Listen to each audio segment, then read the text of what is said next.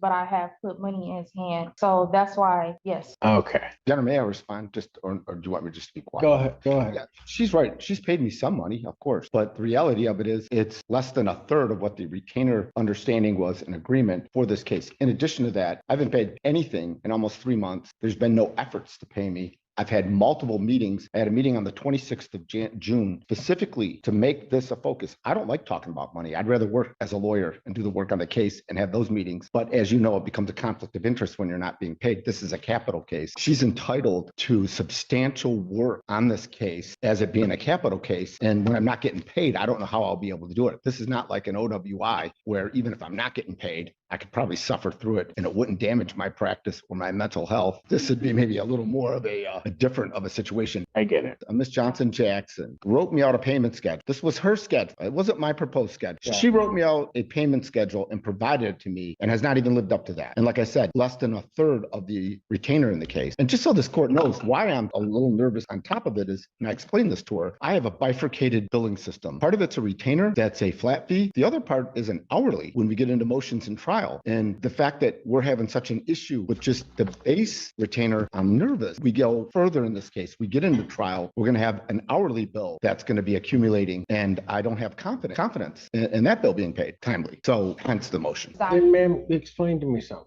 If you haven't done that part, why shouldn't I grant his motion and just let him withdraw? Ask a question. Sure. So with, let's say that rule that in his favor. So this would be, so I would be given. Ma'am, let me stop. I'm going to tell you what I'm going to do. Okay, and that way we can just put this to an end. I'm going to grant his motion to withdraw. This now becomes a public defender case.